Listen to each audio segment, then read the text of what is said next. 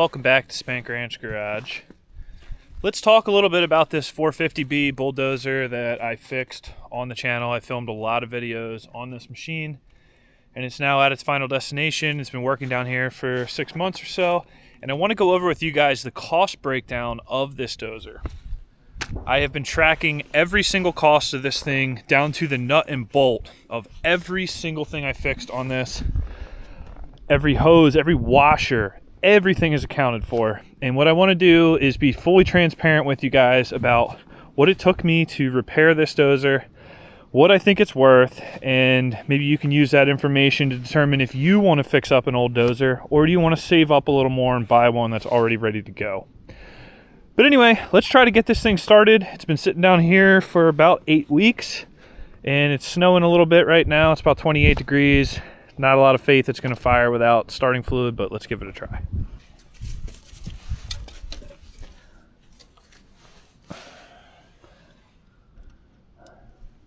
It's a little low, but not dangerously low.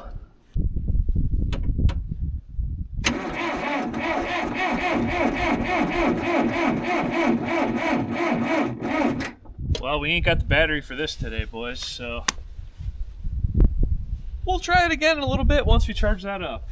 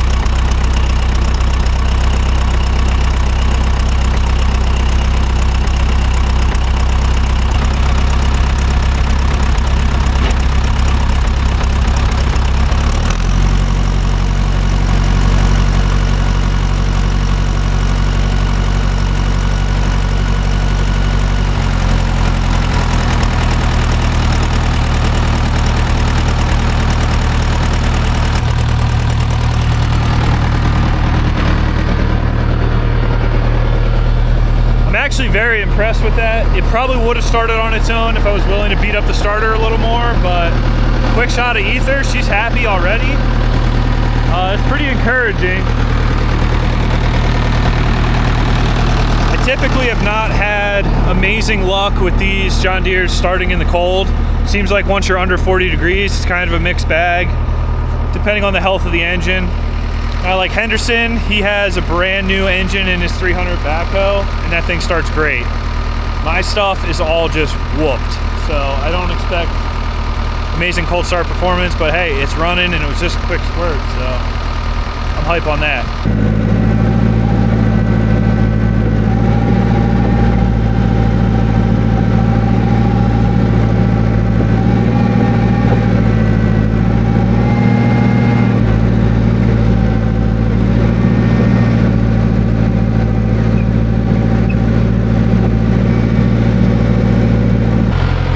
Thing I want to say about these dry clutch John Deere dozers, the B models and the straight models, they have a lot of issues with the clutches freezing up if you let the machine sit. So every time I come here, I make an effort to just, even if I'm not going to use the machine, start it up, drive it back and forth 20 feet, steer left and right a bunch of times. That will hopefully, clean up any rust that's developing on the clutches and brake bands.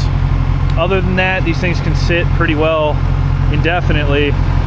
Obviously, I don't have ideal storage conditions here. I would like to build an equipment shed to put this in. That is on the agenda, but we just have too much other work to do before I can prioritize that. So eventually this thing will sit under a roof, which will be amazing. Wind is kicking up. It's cold out here. But for now, it's got to sit outside, unfortunately. I hate to see it, but it just is what it is. Alright guys, so I'm just hanging out inside right now because the weather is really crappy. There's not much else I can be doing. So I figured this would be a good time to talk about some of the cost breakdowns of the 1974 450B that I fixed up. Alright, so to kick it all off, the first expense was purchasing the dozer. And I paid $4,600 for it after tax.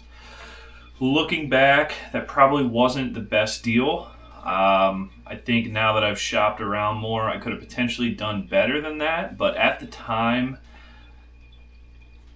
it probably was the cheapest dozer I could have bought that was reasonable. The reason I selected this dozer, one, it was fairly local. It was less than 3 hours away. Two, it ran and it would go forward and backwards and mostly steer left and right. It had steering problems, but it was a fully functional machine to some point. So it was a little easier to load at least. So $4,600 for the actual unit. Not the worst deal, not the best deal. Hauling fees, I'm not including in the grand total here because that's going to vary depending on where you live, who you have haul it for you, all that kind of stuff. Henderson Equipment, he's on YouTube as well. He's the one that delivered this dozer for me, and I am greatly appreciative of that. And then after it was at my house and it was fixed, I brought it down here to the cabin myself using Henderson's trailer though, so thank you for that as well. I saved receipts for every single purchase on this machine to the nut and bolt. So starting off, $13 for fuel filter, $12 for oil filter, $12 for transmission filter. I even captured the welding rods that I used to repair the crack in the block. Those were $93. Even though I only used 1 or 2 rods to do that job, I had to eat that case of welding rod to fix this machine. $50 in an air filter, $18 in a new pre-filter bowl above the hood there. Throttle cable was seized up. That cost me $80.84, and I needed to replace cylinder 1 injector. That was another $119. I have several lines here for fluids. I have over $250 in hydraulic oil and oil in this machine, and that is because I filled it, flushed it, whatever. Even buying the cheapest Tractor Supply hydraulic oil, you're still looking at probably $50 to $52 for 5 gallons after tax in Pennsylvania where I was buying it at. All right, so first batch of bolts and hardware, $19.65. There's several line items of bolts and hardware on here. As you're going through this machine, you just find missing and cross-threaded and stripped bolts throughout the whole thing. I spent a lot of money just replacing bolts, $125 in paint. We used the Tractor Supply paint for it. More bolts, $21. E85 to flush out the oil out of the right side steering clutch before I tore that apart. That was $10. Buying the manuals, so the user manual and the service manuals, I include all of that in my cost breakdowns as well. I have about $68 in manuals. This one I went with PDF. Recent machines I've been buying, I've just been getting the hardback copy. It's kind of nice having the paper, not having to bring the laptop out to the shop. All right, so then we rebuilt the blade on this, and I spent $381 for the new cutting edge, $35.40 for the bolts to attach it, and then we also rebuilt all the pins and bushings in the blade, and that was a lot of work. In materials there, I had $486 just in round stock and steel plate to fix up the blade, plus another $90 in bushings from the John Deere dealership. So you're looking at well over $500 to get that blade in the condition it's in, but right now it's awesome. It is tight, it is brand new, really happy with that. Probably didn't need to do it, but I figured as a new dozer operator with zero experience, at least having a blade that is attached to the machine and not just flopping all around, probably a good deal. All right, so this machine was missing the front grille. I got one for $75 from a guy down here in West Virginia, as well as the front engine skid plate was also missing. He sold me one of those for $100. I got $30 worth of 6011 welding rod into this machine, doing the blade and all the other repairs. I had to put a new clutch in it. That was $105. Gaskets, throwout bearing, thermostat, miscellaneous things while I had the engine out was another $75. Put a belt on it, $48. Oil hoses, another $30. You see the stuff starts to rack up.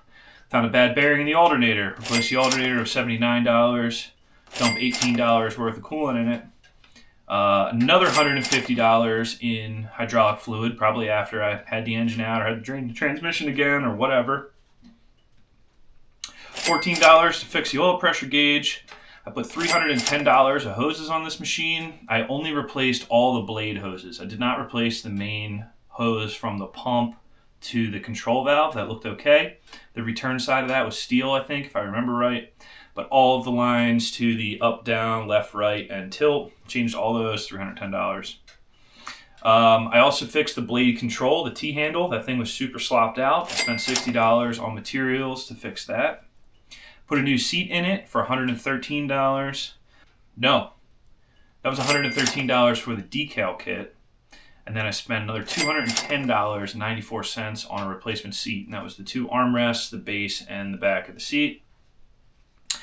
Needed one bottom roller. I got a used one from, I forget what the place is called, but it's a junkyard in Myerstown.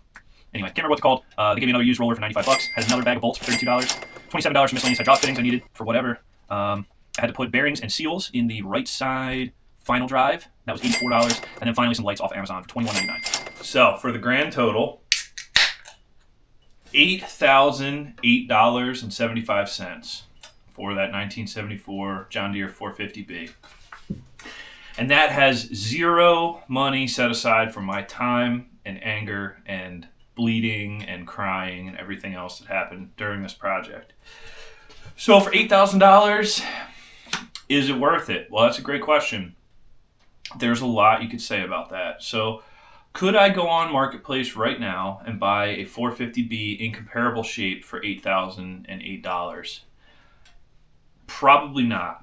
But you could probably buy one in comparable shape for just a little more, maybe $9,000 or $10,000.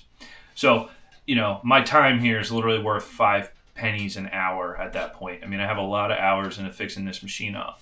But there's more to it than just what you pay for it versus what you gained from this. And for me, there's a lot of value in what we did here because this was my first piece of heavy equipment, right? I had a skid steer for a couple years, and other than that, I've never worked on anything except for cars and motorcycles and crap. So the dozer was a big eye-opening experience for me. I learned a lot. I never had a track machine before, hardly any diesel experience, hydraulics, very limited, you know, a couple snow plows and things. I just didn't know a lot of this stuff. Plus all the machining work I got to experiment with and making my own bushings and pins and building things up with weld and milling them flat and reskinning the blade and all that stuff. All right, so what I gained from this was a ton of experience. I now feel 100% confident to tackle any problem on any of these older John Deere crawlers. The only thing I didn't get into was the actual transmission and the insides of the engine. I had the engine out of it, but I didn't put sleeves in it and you know, rebuild it or anything. And luckily I didn't have to get into the reverser or the transmission. But everything from the steering clutches and final drives and all the rest of the dozer, I've had my hands in every bit of it, and I'm 100% confident that I can fix that if anything happens. $8,000 doesn't end here though.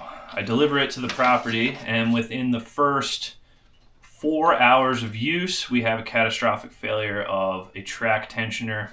The track comes off, bends the track frame, turns into a big repair. That cost me $180 in parts to fix that, but it cost me another 8 hours of my time to do so. Now, the only thing, the blessing here, is that because I already had this machine apart, I knew how to split the track, I knew how to do all those things, I was able to do that down here in the field fairly easily. So that was another $180. And then a couple trips later, I used the machine again, and I have a brake band failure on the right side. I end up having to pull the steering clutch apart in the woods using a ladder to suspend the hydraulic tank and swing it out of my way and all that stuff. And that cost me another $224 for a new brake band. And so that leaves us at a total of $404 for, I call them post-use expenses, right? In my first 6 months of owning the machine, I had 2 breakdowns totaling $404. So after that, we do have one other factor to consider here, is the YouTube earnings on the videos that I produced with this dozer. So throughout my time of ownership of this dozer, I've produced 15 repair or operational videos with it. They've done okay on YouTube. They've gotten a fair bit of views, a fair bit of subscribers. And the total revenue at the time when I made this spreadsheet was $1,964 YouTube has paid me back for those videos. So all said and done here, I'm sitting on this dozer at $6,448 as it sits, as you saw previously in the video when we started this thing up. I think that's a very reasonable price. But looking back, a few things that I wish I knew. before buying this dozer. I didn't understand the differences between a 450 straight, a 450B, and a 450C versus D and E, right? Obviously, well, now it's obvious to me that the C models and newer are much more desirable due to the steering clutch design of the wet clutches, the hydraulically disengaged steering clutches, and yada, yada, yada. Where the straight and the B model has these dry clutches that are typically problematic. One, because they're dry, supposed to be dry, right? They'll rust over time. The clutches seize up, the brake band seize up. There's all kinds of issues with that. Sometimes the dozer will roll, sometimes the dozer will drive, but it won't steer left or right because the clutches are stuck up, or the band is seized to the drum and the thing just won't move, that kind of stuff. Or you get the flip side of it, where now you have oil leaking into your dry clutch housing, causing the clutch or brake band to slip and be ineffective. And we faced that on this machine. So that kind of stuff is tough to deal with on these. It is a big job to do those steering clutches. But on the other hand, the C models seem to be a little more reliable with their wet clutches. However, they have problems too. You can have internal leaks and things that cause problems there. So they're not the best design ever, but they are a step up from the straight and the B models if you're looking to get one of these old John Deere dozers. I am very fortunate to have that small amount of kickback from YouTube for filming all these videos. It kind of helped me feel a little better about this deal. Being at $6,400 for that dozer, there's no way I could buy one in that condition anywhere unless you know somebody and they give you a deal or whatever. But that is well below fair market value, even for a 1974 like that one is. And what I've gained personally from learning this equipment has just been very invaluable to me. Since then, I've purchased another dozer, which I feel very competent in working on. I'm going to make a lot of money buying, fixing, and selling that one, as well as other John Deere things I'm now stretching my legs into with a backhoe and everything else. I learned cut my teeth on this dozer, learned the John Deere fuel injection, the Standardine injection pump, the 4219 motor, all that kind of stuff I had zero experience with, and now I have a fair amount of experience with. So I'm much more confident going into other projects now. So that's value that you can't put on paper. It doesn't have a dollar value, but it's made me more valuable as a side job mechanic type guy than I was before I purchased this. All right, so we're back out here at the machine. Today it's raining. Yesterday it was snowing and 28 degrees. Today it's 50 and raining. Just how it goes. So anyway, is it worth it to buy an old piece of crap dozer and make it into something that you can use? The answer to that question is going to vary by the person. For me, the answer is yes. One, I'm super cheap, so I'm not going to go out and buy a $12,000 dozer on Marketplace. And two, if you go out and buy a $12,000 dozer on Marketplace, that thing is going to break and you need to know how to fix it. And you're going to learn one way or another. If you think that you're going to buy any old piece of equipment and it's not going to break and you're not going to have to work on it, I think you're lying to yourself there. I think all this old stuff, while it is very good and very nicely built, it's going to fail. So to me, I'm thankful for the experiences I had while bringing it to its functional state. And then as it fails and I got to work on it out here in the woods, I already know how to work on it. Some of these things, I wouldn't want it to be my first time doing it out here, especially that steering clutch job that we did a couple months ago here. I mean, if I haven't done that before, that would have been quite a doozy to figure out. I wouldn't know what tools to bring. I wouldn't know how to do it. I wouldn't know where to start. But because I've done it once, I knew what tools to throw in the truck, what I would need to get the job done, what parts to order, come down here, knock it out, and we get back to pushing dirt. Not a big deal. So I am curious what you guys, the viewers, think about this. Would you rather buy old equipment and fix it up yourself, or would you rather buy old equipment that someone else fixed up and you hope that it works for you? Or are you the kind of guy that's just going to be very organized, go rent a machine, bang all your work out in 1 week? Nothing wrong with that either. I'm just not that organized. I can't plan my jobs that well. Or do you buy something newer because you got the cash and you don't want to work on it? It's always an option. I think there's a lot of ways to skin this cat, but for me, this worked for what I needed, and I hope to get another 5 or 6 years of fairly disaster-free service out of this machine. But you never know. Every day's a new day out here in the woods, and something bad could happen at any point. All right, guys, let me know what you think about all this down in the comments. I appreciate you watching. I appreciate the subscribes, the comments, everything. As this channel grows, hopefully I can buy more equipment, keep doing this kind of stuff, but I am thankful for every like and comment that you guys give me. Thanks for watching Spank Ranch Garage. I'll see you next time.